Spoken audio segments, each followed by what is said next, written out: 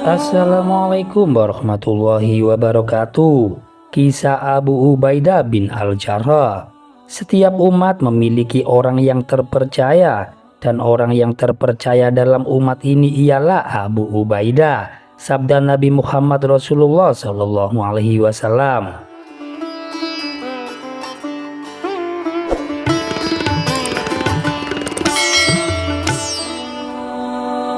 Dia memiliki wajah yang tenang, paras yang berwibawa, badan yang kurus, perawakan yang tinggi, alis yang tipis, sedap dipandang mata, enak untuk dilihat, damai terasa di hati. Dia juga adalah orang yang ramah, ia rendah hati dan pemalu. Namun dalam keadaan darurat dia laksana singa yang siap menerkam. Dia laksana mata pedang yang amat indah dan berwibawa, serta tajam dan dapat membabat layaknya pedang.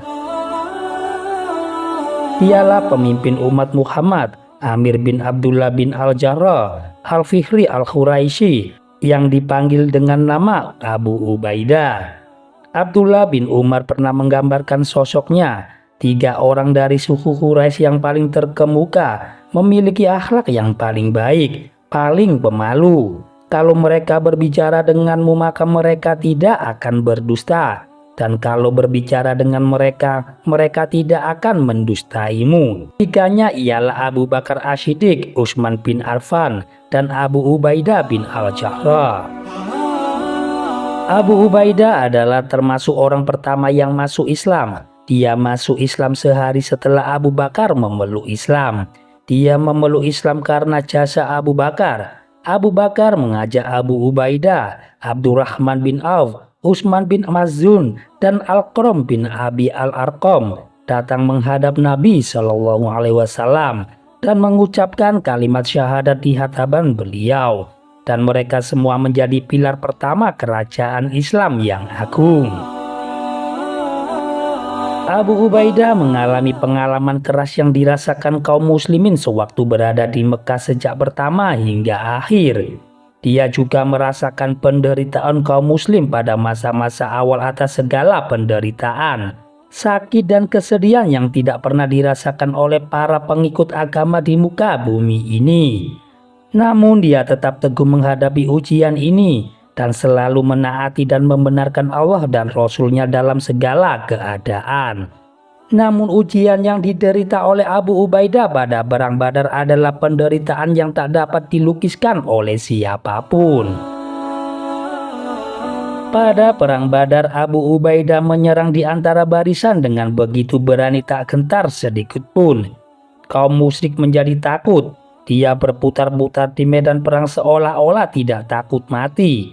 Para penunggang kuda suku Quraisy menjadi gentar dan mereka berusaha menjauhi Abu Ubaidah setiap kali mereka bertemu. Namun ada seseorang di antara mereka yang selalu mengajak duel Abu Ubaidah kemana saja dia pergi, dan Abu Ubaidah sendiri selalu menghindarinya. Orang itu terus mendesak dan menyerang, namun Abu Ubaidah selalu menjauhinya. Orang itu akhirnya menutup semua jalan bagi Abu Ubaidah dan berdiri membatasi ruang gerak Abu Ubaidah sehingga tidak dapat membunuh musuh Allah lainnya. Ketika Abu Ubaidah sudah merasa geram, dia menebaskan pedangnya ke kepala orang itu hingga terbelah 2, dan akhirnya orang itu tewas di hadapan Abu Ubaidah. Lalu siapakah orang yang tewas itu? Anda akan merasa pusing sendiri jika Anda mengetahui bahwa orang yang tewas ialah Abdullah bin Al-Jarrah, ayah Abu Ubaidah. Abu Ubaidah tidak membunuh ayahnya, dia membunuh kemusyrikan ayahnya. Maka Allah Subhanahu wa Ta'ala menurunkan ayat tentang Abu Ubaidah dan ayahnya yang berbunyi, "Kamu tidak akan mendapati suatu kaum yang beriman kepada Allah dan hari akhirat, saling berkasih sayang dengan orang-orang yang menentang Allah dan Rasul-Nya, kendati orang-orang itu ayah-ayah atau anak-anak atau saudara-saudara ataupun keluarga mereka. Mereka itulah orang-orang yang Allah telah menanamkan keimanan dalam hati mereka dengan pertolongan yang datang daripadanya. Dan dimasukkannya mereka ke dalam surga yang mengalir di bawahnya sungai-sungai. Mereka kekal di dalamnya. Allah ridho terhadap mereka dan mereka pun merasa puas terhadap limpahan rahmatnya. Mereka itulah golongan Allah. Ketahuilah, sesungguhnya golongan Allah itulah golongan yang beruntung. Quran Surat Al-Mujadilah ayat 22. Bagi Abu Ubaidah ini bukanlah hal yang menakjubkan. Kekuatan imannya kepada Allah dan pembelaannya kepada agama serta amanah kepada umat Muhammad SAW telah mencapai kedudukan yang dicita-citakan oleh jiwa yang luhur di sisi Allah.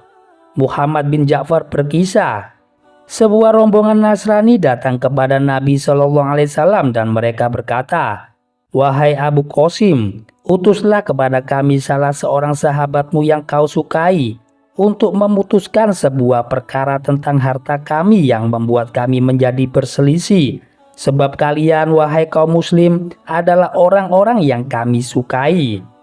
Rasulullah langsung menjawab, "Datanglah padaku pada malam hari, nanti akan kuutus seorang lelaki yang kuat dan terpercaya kepada kalian." Umar bin Khattab berucap, "Maka aku pergi sholat zuhur lebih awal dan aku tidak pernah berharap mendapatkan jabatan pada hari itu kecuali pada hari itu aku menjadi seorang yang ditunjuk untuk menyelesaikan perkara itu." Begitu Rasulullah menyelesaikan sholat zuhur, beliau menengok ke kanan dan ke kiri. Aku berusaha menegakkan badanku agar beliau melihatku. Beliau tetap saja mengedarkan pandangan kepada kami, sehingga beliau melihat ke arah Abu Ubaidah bin Al-Jarrah. Beliau langsung memanggilnya seraya bersabda, "Datangilah mereka, putuskanlah perkara yang mereka perselisihkan dengan benar." Dan akhirnya Abu Ubaidah pergi ke tempat mereka. Abu Ubaidah bukan saja orang yang amanah, melainkan juga orang yang sanggup menggabungkan kekuatan dengan amanah. Kekuatan yang dimilikinya ini kerap muncul dalam banyak kesempatan. Pada suatu hari Rasulullah mengutus kelompok sahabat untuk mencegat kafilah suku Quraisy, dan Rasulullah menunjuk Abu Ubaidah sebagai pemimpin mereka. Rasulullah membekali mereka dengan sekantong kurma saja. Abu Ubaidah memberikan hanya sebutir kurma kepada masing-masing sahabatnya dalam sehari. Maka setiap orang mengisap kurma tersebut sebagaimana seorang bayi mengisap payudara ibunya. Kemudian mereka meminum air, dan semuanya merasa cukup dengan makanan seperti itu hingga malam hari. Dalam perang Uhud, ketika kaum muslim mengalami kekalahan dan kaum musyrik mulai meneriakkan, "Tunjukkan kepadaku di mana Muhammad, tunjukkan kepadaku di mana Muhammad." Saat itu Abu Ubaidah adalah salah seorang dari jamaah yang melindungi Rasulullah dengan dada mereka dari serangan tombak musyrik. Ketika perang telah usai, gigi geram Rasulullah pecah, kening beliau memar, dan di pipi beliau ada 2 buah biji baja yang menempel. Abu Bakar Siddiq datang menghampiri beliau untuk mencabut kedua biji tersebut dari pipi beliau. Maka Ubaidah berkata kepada Abu Bakar, "Aku bersumpah kepadamu, biarkan aku saja yang melakukannya." Abu Bakar pun membiarkan Abu Ubaidah melakukannya. Lalu Abu Ubaidah merasa khawatir jika dia mencabut dengan tangannya, maka akan membuat Rasulullah merasa sakit. Oleh karena itu Abu Ubaidah menggigit salah satu biji baja tadi dengan gigi serinya dengan sangat kuat. Dia berhasil mengeluarkan biji baja tersebut dan satu gigi serinya pun ikut tanggal. Kemudian dia menggigit baja yang kedua dengan gigi serinya yang lain. Kali ini ia pun berhasil mengeluarkannya dan satu giginya laki-laki ikut tanggal. Abu Ubaidah adalah manusia yang paling bagus dalam menanggalkan giginya, tutur Abu Bakar. Abu Ubaidah turut serta bersama Rasulullah dalam semua perang sejak dia mengenal Rasul hingga beliau wafat. Pada hari Syakifah, Umar berkata kepada Abu Ubaidah, "Ulurkan tanganmu supaya bisa kubaiat, sebab aku pernah mendengar Rasulullah bersabda, setiap umat punya orang yang terpercaya, dan kau orang yang terpercaya umat ini. Aku tidak akan maju ke hadapan seorang laki-laki yang diperintahkan Rasulullah untuk menjadi imam sholat, dan kami mempercayainya sampai Rasulullah wafat," balas Abu Ubaidah.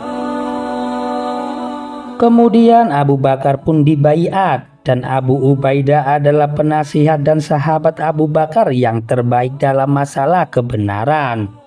Kemudian Abu Bakar menyerahkan khilafah kepada Umar bin Khattab. Abu Ubaidah juga tunduk dan taat kepada Umar.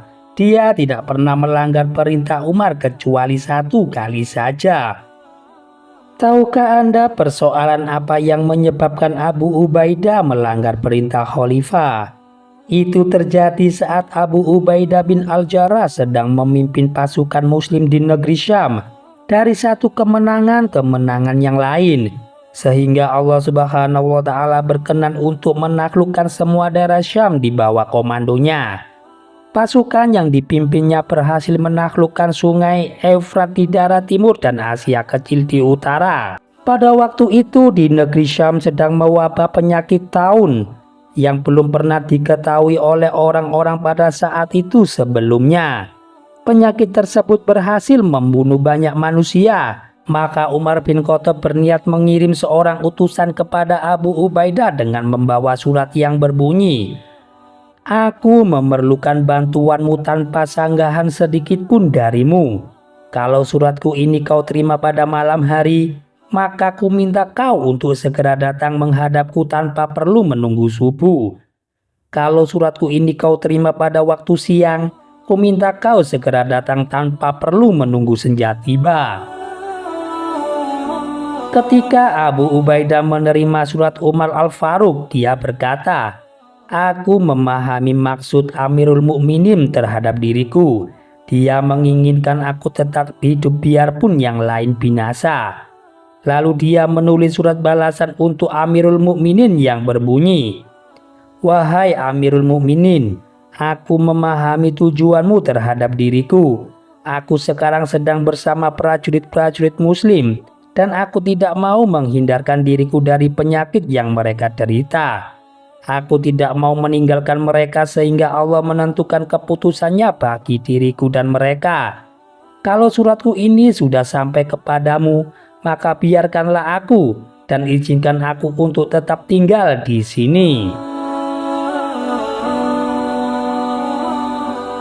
Saat Umar membaca surat Abu Ubaidah, dia serta-merta menangis. Orang-orang yang berada di sekelilingnya bertanya, sebab merasa heran dengan tangis Umar yang begitu keras. "Apa Abu Ubaidah sudah meninggal, wahai Amirul Mukminin?" "Tidak, tapi maut sudah mengintainya," jawab Umar bin Khattab. Dugaan Umar pun benar, sebab selang beberapa hari Abu Ubaidah terkena penyakit taun. Pada saat-saat terakhirnya dia berwasiat kepada pasukannya, "Aku berwasiat kepada kalian, kalau kalian menerimanya, kalian akan selalu berada dalam kebaikan. Dirikanlah sholat, tunaikan zakat, jalankan puasa Ramadan, bersedekah, berhaji dan berumrah.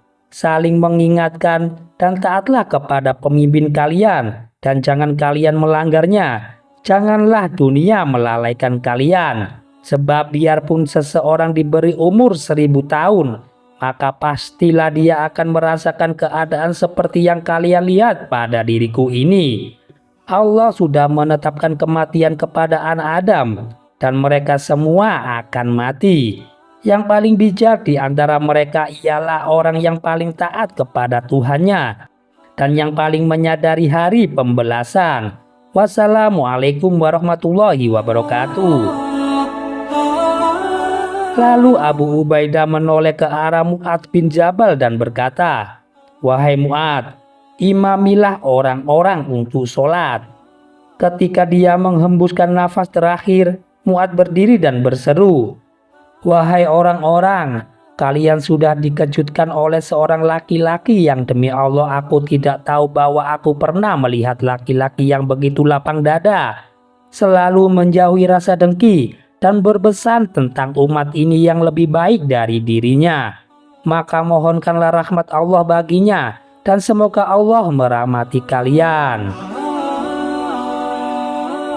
Demikian kajian yang singkat ini bisa kami sajikan. Semoga kita bisa mengambil hikmah dan manfaat dari kajian ini.